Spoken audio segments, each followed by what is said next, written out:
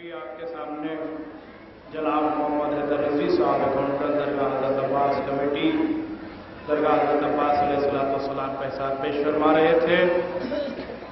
بے شک کمیٹی کی ایمانداری کا ثبوت آپ کے سامنے ہے، زری کی شکل میں اور گہوارے کی شکل میں، آج روزے کی شکل میں آپ کے سامنے موجود ہے۔ اب میں انتہائی ادب و احترام کے ساتھ گزارش کر رہا ہوں خطیب اہل بیت عالی جناب مولانا علی رضوان صاحب قبلہ زید پوری صدر درگاہ حضرت عباس کمیٹی سے کہ تشریف لائیں اور افتتاحی تقریر سے مومنین کے قلوب کو منور فرمائیں۔ بآواز بلند نعرہ صلوات سے ان کا استقبال۔ لا حول ولا قوة الا باللہ العلی العظیم۔ اعوذ باللہ السمیع العلیم من الشیطان اللعین الرجیم۔ بسم اللہ الرحمن الرحیم۔ الحمد للہ رب العالمین والصلاة والسلام علی سید الانبیاء والمرسلین وآلہ الطاہرین، اما بعد فقد قال اللہ تبارک و تعالی فی کتابہ المبین وہو اصدق الصادقین۔ بسم اللہ الرحمن الرحیم۔ قد جاءکم من اللہ نور و کتاب مبین۔ حضرات، آپ کے سامنے مائک پر حاضر ہوا ہوں۔ آپ یقین جانیے ادھر مولا حسین کا روضہ، سامنے جناب عباس کا روضہ، اپنی پوری دل کی گہرائیوں کے ساتھ یہ بات کہہ رہا ہوں کہ میں اپنے کو انتہائی خوش نصیب محسوس کر رہا ہوں کہ آج مجھے اس عظیم المرتبہ شخصیت کے سلسلے سے چند جملے آپ کے سامنے کہنے کا موقع ملا ہے، جس کے لیے اگر میں کہوں تو میرا کہنا غلط نہیں ہوگا کہ اگر ساری نبوتیں احسان کی نگاہوں سے حسین کو دیکھ رہی ہیں تو حسین انتہائی احسان کی نگاہوں سے شہزادی زینب کو دیکھ رہی ہیں۔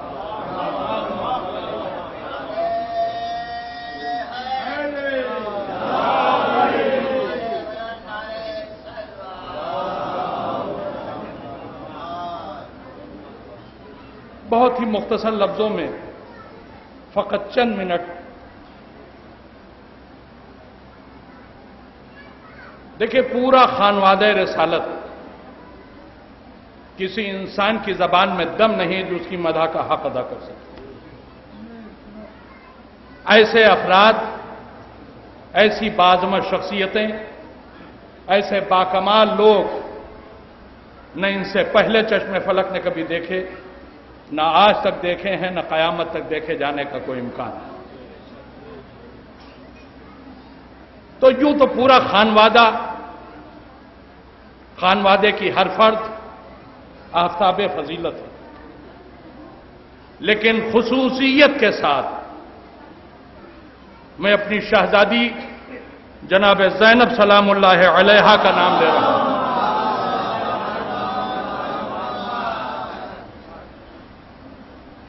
ایک خصوصیت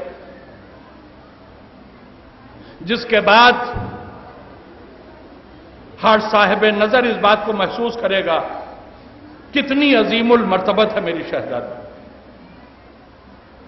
پروردگار جو ہم سب کا مالک اور معبود ہے، خالق ہے، رازق ہے، بے حساب صفات کا مالک، لیکن ان صفتوں کو جاننے اور پہچاننے والا کوئی نہیں تھا۔ خود قدرت کو اس بات کا احساس ہوا کہ میں پہچانا جاؤں، لیکن کیسے پہچانا جاؤں؟ پروردگار نے اپنے کو پہچانوانے کے لیے اسلام کو ذریعہ بنایا، لیکن جس اسلام کو اللہ نے اپنی معرفت کا ذریعہ بنایا، وہ اسلام آپ تک پہنچے کیسے؟ لہذا اسے پہنچانے کے لیے انبیاء کرام کا سلسلہ شروع کیا۔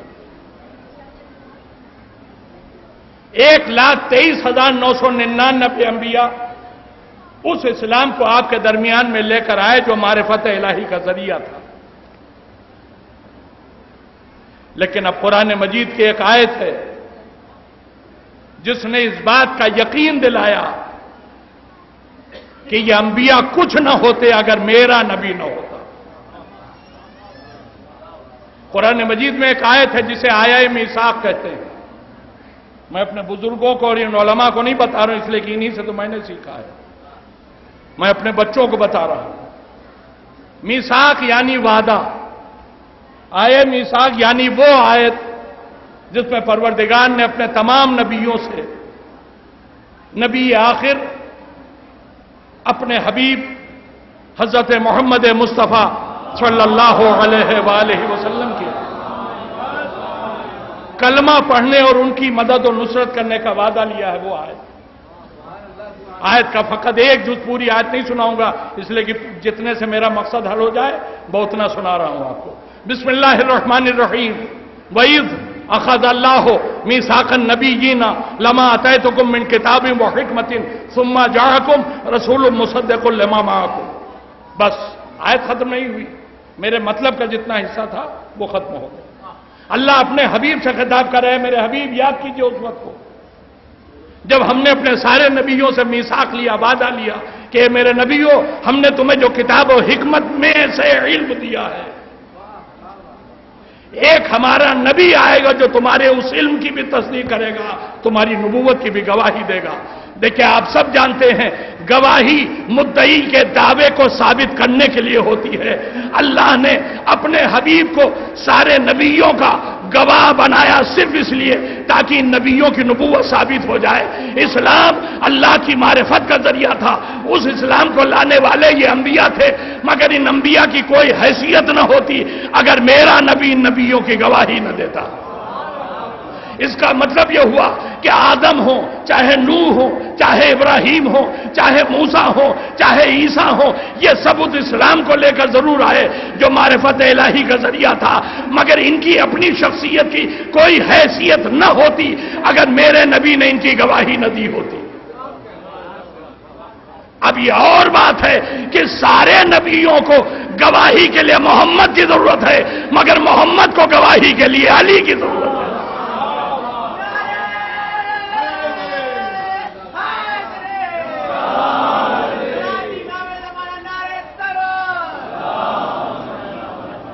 دیکھیں میں نے وعدہ کیا مختصر لفظوں میں بات کو تمام کرنا ہے.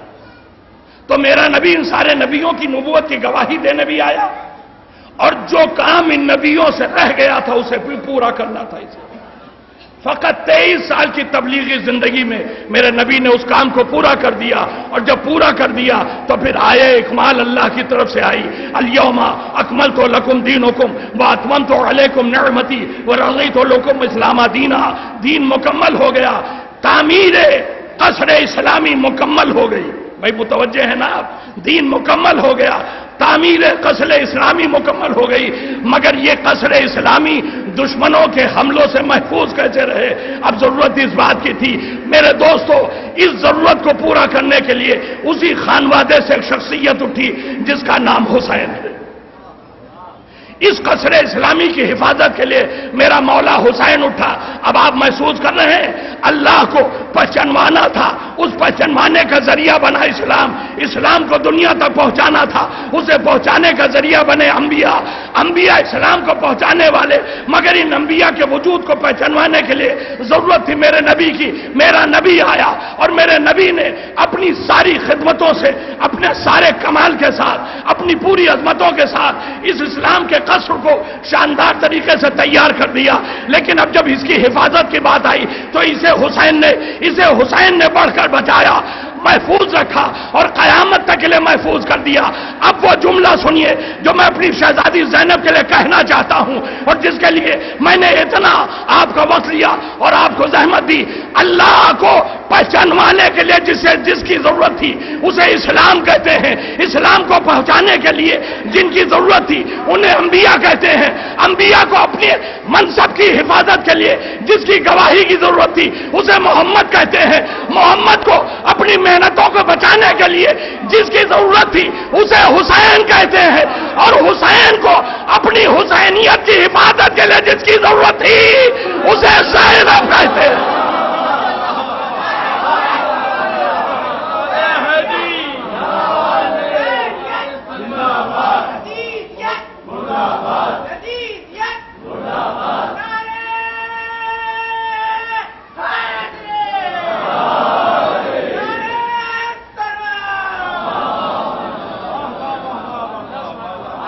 اب اگر میں کہوں تو میرا کہنا غلط نہیں ہوگا، روح توحید کا نام ہے زینب، روح نبوت کا نام ہے زینب، روح اسلام کا نام ہے زینب، روح مشیت کا نام ہے زینب، عظمت اسلامی کا نام ہے زینب۔ دیکھیے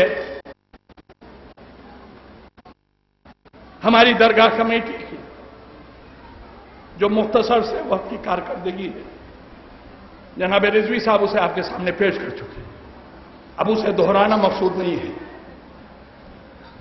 ایک طرف یہ شہزادے علی اصغر کا جھولا، اور آج شہزادی زینب کی انتہائی ایمانداری کے ساتھ ہماری کمیٹی نے محفوظ کیا، اور یہ بات میں بڑے فخر سے کہہ سکتا ہوں، فقط تقریباً 3.25 سال کے وقفے میں ہماری کمیٹی نے تقریباً 15 لاکھ روپے کا ایکسٹرا یہ سامان آپ کی درگاہ میں نصب کیا، جو شاید اس سے پہلے کبھی نہیں ہوا۔ کم سے کم اتنا اندازہ تو آپ کو ہو سکتا ہے کہ یہ کمیٹی کتنی ایمانداری کے ساتھ مولا عباس کے نام پر آئے ہوئے ایک ایک پیسے کو کس قدر احتیاط کے ساتھ صرف کر رہی ہے۔ 3.25 سال میں 15 لاکھ روپیہ لگا دینا، جبکہ یہ روزمرہ کے اخراجات، درگاہ کی تزئین، یہ ساری چیزیں علیحدہ سے۔ بس جو بات مجھے آخر میں کہنا ہے، جس کے بعد میں اپنی گفتگو ختم کر رہا ہوں، جناب عباس باب الحوائج دنیا کے غموں کا مارا ہوا یہاں آ کے اپنے درد دل کا مداوا پاتا ہے۔ لیکن ایک بات عرض کروں، صرف جناب عباس ہی ہمارے لیے باب الحوائج نہیں ہے، یہ ہمارا ننھا شہزادہ یہ بھی باب الحوائج، جناب علی اصغر بھی باب الحوائج۔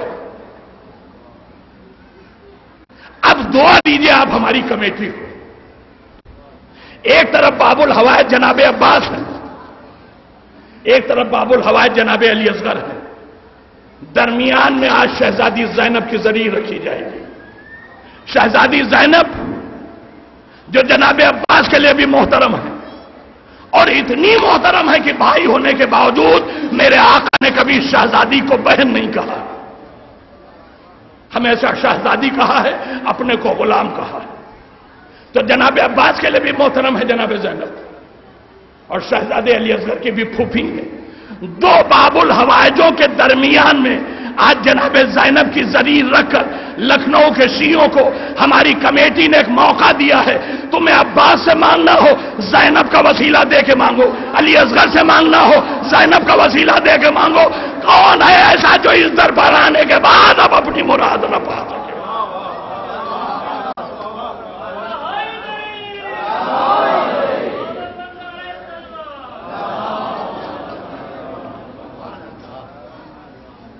شہزادی فاطمہ کی لاڈلی زینب، کائنات کے مولا علی کی نور نظر زینب،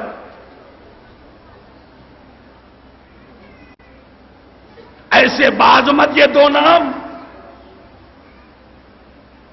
جن کے لیے اگر میں کہوں تو میرا کہنا غلط نہ ہوگا کہ اللہ کا کلام بے نور نظر آ رہا تھا، قرآن مجید میں کوئی رونق نظر نہیں آ رہی تھی جب تک اللہ نے علی اور فاطمہ کو موتی بنا کے قرآن میں محفوظ کیا۔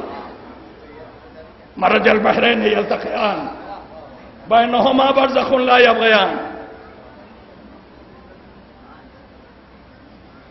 دو موتی ہیں چمکدار، لفظیں بہت ہیں، طہارت کے دو دریا ہیں،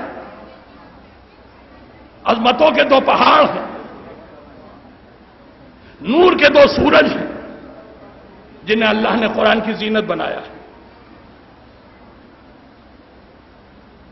علی اس پوری بزم کائنات کی زینت ہے، کر دی بھائی، بزم انبیاء کی زینت ہے علی، اس پوری کائنات کی زینت ہے علی، خانوادہ بنی ہاشم کی زینت ہے علی، ختم نبوت کے گھر کی زینت ہے علی، کائنات کی سب سے عظیم شہزادی سیدہ، ان کی زینت، ان کی زندگی کی زینت ہے علی، علم کی زینت ہے علی، محراب کی زینت ہے علی، منبر کی زینت ہے علی، تقریر کی زینت ہے علی، تحریر کی زینت ہے علی، میدان جدال کی زینت ہے علی، اسلام کی زینت ہے علی، شریعت کی زینت ہے علی، مذہب کی زینت ہے علی، پورے دین اسلام کی زینت ہے علی۔ اب ایک ہی جملہ میں اپنی شہزادی کے لیے کہہ سکتا ہوں، جو پوری کائنات کے لیے زینت بن جائے اسے علی کہتے ہیں، جو علی کے لیے زینت بن جائے اسے زینب کہتے ہیں۔